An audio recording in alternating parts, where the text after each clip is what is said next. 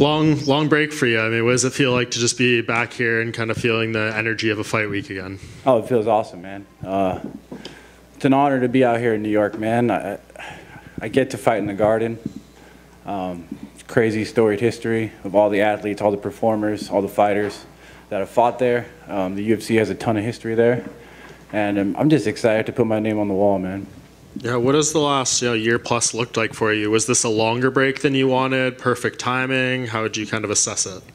Everything happened exactly how it was supposed to happen. Real happy with the amount of time off.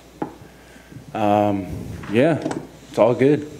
Yeah, I know we don't have to tell you, the story of your own career or anything like that, but what have you kind of taken away from the recent fights, and just where do you feel you're at in terms of skills and mentally going into this fight? Skill-wise, I'm Dom 2.0. My defense is heavily upgraded. My offense is even better than before. Yeah, I think my timing and my speed is faster than I've ever been, but my defense is heavily upgraded. And you see people when they kind of read into this fight, they're like, hey, like maybe this is a perfect step back for Dom, a way to, regain his confidence, get back on track. But I saw you tweeting being like, hey, why am I on the prelims? And like a little bit of frustration there. Do you like this fight? Do you like the spot that you're at? Or do you feel like maybe you deserve something different? I mean, as a fighter, we always want to be, the top guy, But it is what it is, man. I've been spending my time in Connecticut with Glover Teixeira. He helped me a lot with, living in the now and, just living right now and appreciating everything you have. Nothing's guaranteed. So no matter what, for 15 minutes or less, it's my show. So it doesn't matter.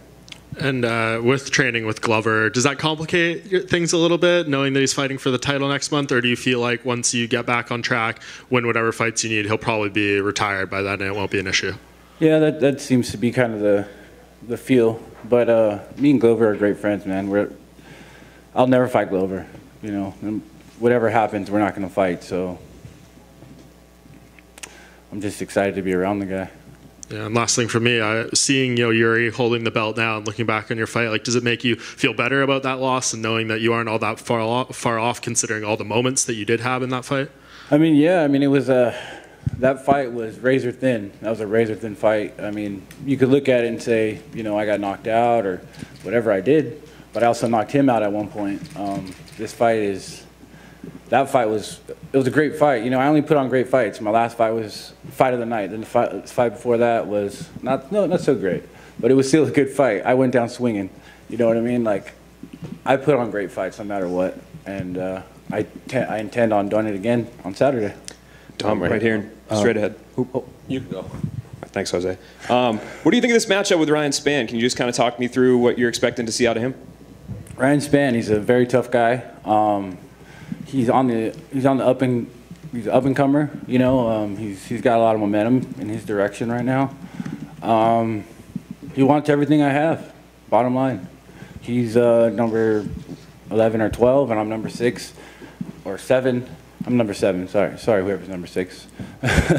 But yeah, this is his opportunity again to try to come up and get into the top echelon. But he's still not that guy. And obviously, the journey back to a title shot begins on Saturday. But what do you kind of see the path as? When you look at your recent losses, all 3 of those guys held the title. So do you feel like maybe, sure, you're coming off a 3-fight skid, but a couple more, you're right back where you should be? Well, absolutely. I'm number 7 still, right? So a couple more, and we'll see what happens. But bottom line, I got to take care of Spann on Saturday. Literally, that's literally the only thing I've been thinking about. People ask me all the time, well, what's next? I'm like, how could I say what's next?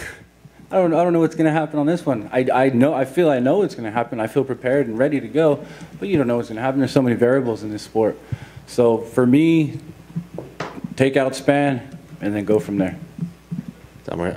Obviously, in the lead up to your last few fights during media days and interviews and stuff, a lot was brought up of your analytical mind and your college and everything.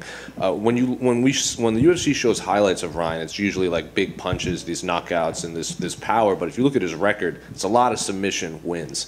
Do you think we're not talking about or looking enough at his submission skills? His submission skill.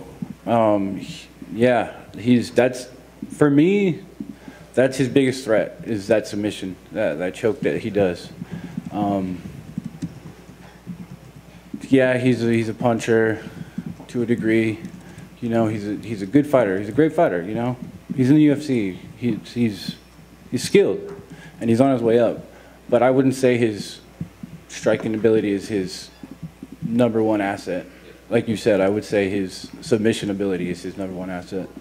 And you talked with your work with Glover and like your conversation with him. Did he give you any advice on just like there was a point in time when he had lost like a couple in a row and then he built his way back up to winning the title and it was that big moment in Abu Dhabi. Did he give you any words of advice on just that, like building yourself back up? A bunch of them, man. Like I spent his entire birthday with him. We were hanging out all day long, you know, and we talked about life, you know, before, after, during, you know, and it all comes down, at the end of the day, man, it's about what's happening right now and how you feel about yourself and how you're portraying yourself to the world, you know, and as long as you're being true to yourself, that's really all that matters. And that's where I am, man. I'm happy. I'm fighting for me, you know. I'm not worried about my answers to you guys anymore. I'm just saying what's on my heart, you know. Were you worried about your answers to us? At one point I was, you know, you know, I want everybody to like me, you know, I want to be the guy, blah, blah, blah, blah, you know, but it doesn't matter. Like, what matters is the performances in the octagon and, you know, how I treat my family, how I treat my friends and my fans, and that's it. Then unrelated to your fight, but I've been asking everyone this at Media Day, this is going to be Frank Edgar's last fight in his MMA career. So were you a fan of his coming up? Do you have any memories with Frank out there watching or just being around him? Yeah, Frankie's been in some awesome, amazing wars. The Gray Maynard fights that was crazy, you know. Frankie's a man. I really got nothing to say other than he's a man, and every time he fights, he puts on a show, and it's awesome. And obviously, since you've been training with Glover, you've been training with Alex Pereira a bit. Do you have any thoughts on how he probably, I assume you're going to side with him, but how do you think he gets it done against Israel? Imagine I didn't. Yeah, he's going to win. I don't know how he's going to win. It's probably going to be a knockout, to be honest. He's a monster. What was camp like with Glover and Alex? It was fun. It's fun, you know, working with the highest level guys, you know. Glover's former champion. I'm a former champion. And then you got Alex, who's, what, 5, 6, 7-time kickboxing world champion, multiple divisions. And then working with Thurman as well, you know, black belt in jiu-jitsu, very quick, very strong. I mean, it was a super fun camp. It's one of those things where we're all such professionals that we can know how to work to that line, right? You work to that line, but you don't hurt each other. Obviously, we're teammates. We got to take care of each other. We got to make it to the fight. But we work to that point, like right before that line of, hey, you guys got to slow down. But it was just a lot of fun, man. Every day, it was really good being out of my comfort zone. I never trained out of California, and then going out to Connecticut and training with those guys, and really like, I'm the new guy, you know. I took a step back, you know. It's Alex is fighting for the title. It's Glover's gym, you know. And it was kind of cool, like being a student again. And yeah, man, I'm ready to go. Do you feel that added something new, something different to you? Absolutely. My defense, like I was saying, my defense is crazy now. Like, you guys are gonna see when Alex and Glover and everybody is like, bro, it's really having a hard time even getting close to you and touching you. That says a lot, you know, and I'm very confident and happy. And with working with Glover, how do you think he does against his rematch with Jiri? He just got to finish the job, you know. He was already there. He just got 20 more seconds, and then we got the belt back. Yeah, I think Glover's going to do great. He's an OG. He's a legend, and had so many fights, and he's had so many camps, and he's ready to take his title back. Thank you. Dominick, over here. So obviously you're a California guy, like you mentioned, but you do have ties to the East Coast. You went to Stony Brook and everything. So, you know, how has it been kind of readjusting to East Coast life? Well, initially, you know, the time change gets you. You know, you're grappling and going through hard practices, and you're dealing with a time change. It's not that fun. But it's been great, man. It's been refreshing. That's the word I would put on it. It's been refreshing, you know. Just being on the East Coast again, having, you know, crisp air, living in the woods of Connecticut, and yeah, I like it out here. I really do. I feel like when I first came out here, when I was 18 years old to go to college, you know, it kind of made me the man who I am, and now I'm back out here, and I'm 2.0 now. What were some of your kind of fond memories when you were going to school out here, living out this way? Oh, coming to the city, you know, going to delis. There's no delis in California, you know. Diners. There's no diners over there like that. Yeah, all kinds of cool stuff. The water, there's water. You know, there's water in Connecticut. There's not any more water in California. So it was nice. It was really nice, man. Great. Thank you. Dom over here. I know in this 2.0, one thing you said recently in an interview is that you had to get your mind right. What specifically are you doing? It's a kryptonite, I'm sorry. What specifically are you doing to get your mind right? I'm training with the right people. I stayed on a lake for camp. I rented a house on the lake, you know, centered myself. Took a hard look at the realities of myself, you know, where I'm lacking, where I'm doing well, what I need to improve. Like being fully honest with myself and improving the things. Working with my boxing coach, Coach Fernelli Feliz, you know. One of the first days I got to Connecticut, I sparred with a pro boxer named Fernelli Feliz Jr. He's like a 4-time Golden Glove. He's 3-0 as a pro. I hit him maybe like twice. I was like, man, this is crazy. I suck, dude. And by the end of camp, I was beating him in rounds, you know. So, like, I had to go all the way down to the bottom and restart again. And it felt good to see that the development and the growth, you know what I mean? And coming into this fight, like, I'm peaking, and I'm excited about what's going to happen. Hey, Dom, over here.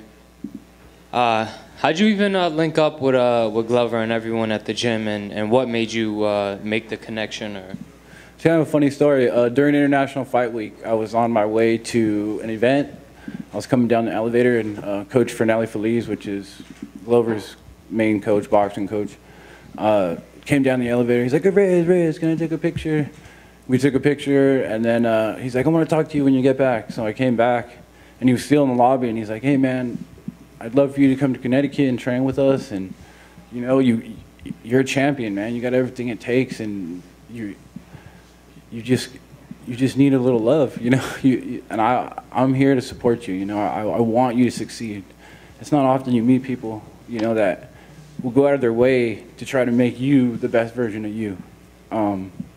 Eric Nixick, for instance, he is that way towards me, and it feels awesome talking to Eric. You know, I got Joe Stevenson in my corner. It's very similar as well, where it's just all love. You know, they just care about me. You know what I mean? They want me to be the best version of myself. But dealing with Fernelli Feliz, like, he was so genuine. And for me, it was like, okay, it's an opportunity to get out of the desert, you know. I love Eric and everything, but I just needed to step away from everything familiar. And that's why I chose to go out to Connecticut. And then when I got out there, Glover was, you know, greeted me with a hug when I walked in the gym, you know. And it's like, all right, this is going to be awesome. You know, it's obviously a little intimidating walking into a guy in your division's gym, but it's like family, man. good luck, Dom. Thank you. Hey, what's going on, Dom? Stan the man from Medicine the Man. Oh, Stan. How you are you? doing, bro? It's been a minute. Oh, it's been a long time, but good to see you again. Glad that you're back. So you're back in New York. Have you ever wanted to fight in New York? Was this like a bucket list thing for you? Absolutely. The Garden's on the bucket list. Staples Center before it became Crypto Arena. Still the same arena. That's also on the bucket list. But this is one of them for sure. So now Connecticut, is this a permanent fixture? Like you said you're renting there. You don't live there, or are you staying there? Oh, I'm renting at the moment. Kind of see how it goes. Every fight kind of requires different things, and we'll see what So I asked Alex it earlier. I'm sure you said the same thing, that Glover's a mentor and someone that you look up to for inspiration. If you can put into words what it's been like training alongside him as he's getting ready for the biggest fight of his life, his rematch with Jiri. It's just energy, man. It's all energy. Like, we all just feed off each other's energy. We walk in the gym, we all say good morning to each other, you know, and then we just go. And then after practice, we're just hanging out, talking, you know. it's one of those things where we don't get too serious about it. You know, it's like we keep it light and we have fun with it. Because if you start focusing too much on it, then the gym just starts getting like tense and rigid. So we just keep it light. Being next to Glover is like, I don't know, man. Coming up in the game, I never thought I would have a mentor like Glover Teixeira in my corner. I mean, he's not in my corner for this fight, but he's in my corner. You know? Yeah, the vibe I'm getting is he's a very good coach. Yeah, he is. That I guess a lot of people don't realize yet. Well, and he understands that everybody needs different things. You know, like when he was helping me for this fight, he's sparring me differently than when he's helping Alex for his fight. And then when I'm working with him, I'm trying to be Jiri because I know what Jiri's like. You know, and it's genuine. It's genuine. I think that's the word. It's genuine. So final one from me, Dom. This has been years in the making. Winter Menace and the Man partying with Dominick Reyes. Is it happening this Saturday after you get the win? It's happening this Saturday after the win, bro, for sure. Sounds like a plan. Good luck on Saturday. Thank you. Dom in the back here. This is your last one? Last one, right. All right. I had a few questions. Next question. So, John Jones' last fight was 3 years ago. Next question. It was... All right, go. I'm just messing with you. Go. John Jones' last fight was 3 years ago, and it was you. Obviously, you think you won that fight. He's, moving up to heavyweight. But is that a fight you ever want to get back? I mean, yeah. I mean, I've always wanted to fight John again. That was the whole thing, the rematch him. It just didn't happen, you know. He said, I'm too dangerous, and it costs a lot of money to fight me the second time, so he decided to give his belt. Like, that's it. And this is the first time in your UFC career that you're fighting someone with more experience in the promotion. You have more fights than Ryan Spann. You were touted as one of the best prospects in division for so long. Do you feel like you've made that pivot from a prospect to a veteran? Yeah, I mean, 2 title fights in a row, fighting 4 champions in a row. I would say I'm a veteran, for sure. Last one. You went, obviously started your career out undefeated until that title fight. Since then, 3 losses in a row. Are you in a different headspace since, being that undefeated prospect with that bravado, you had that attitude, you came into that title fight feeling on top of the world. Since then, do you feel like you've changed your headspace? No. I still think I'm the best in the world. I'm still going to show up and show out. I mean, it's all about being under the bright lights, man. My whole thing is under those lights with the crowd. There's nothing better in the world. Once that cage door locks, I'm like, now you can't leave, you know? It's me and you, and I'm walking away. Same exact mentality. Thanks, Tom.